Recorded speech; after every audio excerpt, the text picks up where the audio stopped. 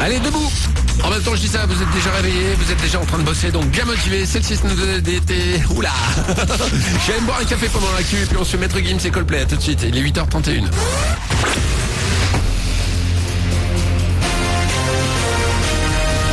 Toute l'actu sur Avignon avec Frédéric Plat.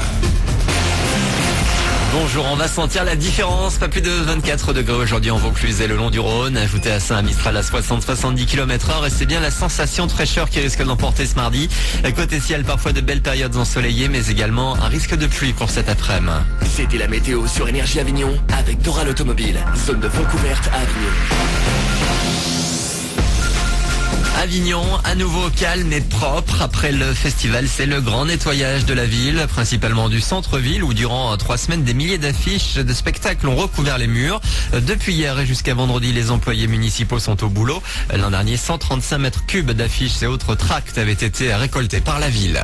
Et après le festival, c'est également souvent l'heure des vacances. Il y a un guide qu'on connaît tous et qui nous accompagne, que ce soit à la mer, à la montagne ou en ville, le Petit Futé. La dernière édition Avignon-Vaucluse est dispo depuis quelques jours et ce sont des étudiants qui en sont à l'origine.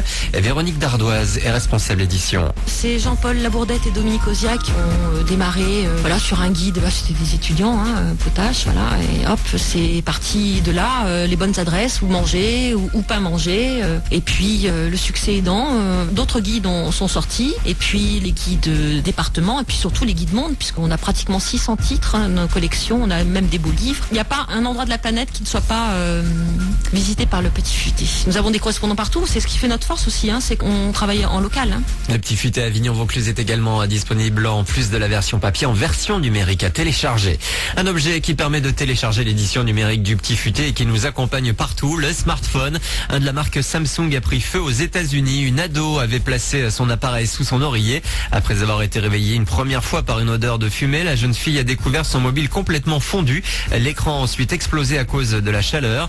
Samsung a décidé de dédommager l'ado, même si la société estime ne pas être responsable puisqu'elle déconseille de placer ses appareils sous des couvertures ou des oreillers. La rentrée, ça pique un peu les oreilles d'en parler, mais on commence effectivement à le faire, notamment sur avignon.fr.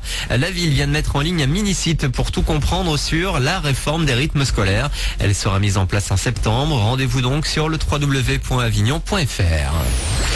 Les fans l'attendaient, ils avaient découvert les premiers extraits pendant le week-end. Cette fois, c'est une véritable bande-annonce qui est tombée hier. Des images à la fois poétiques et guerrières du 3e volet des aventures du Hobbit. Ce dernier épisode intitulé La bataille des 5 années sortira dans les salles avignonnaises le 10 décembre prochain. Vous avez le lien sur le Facebook Énergie Avignon.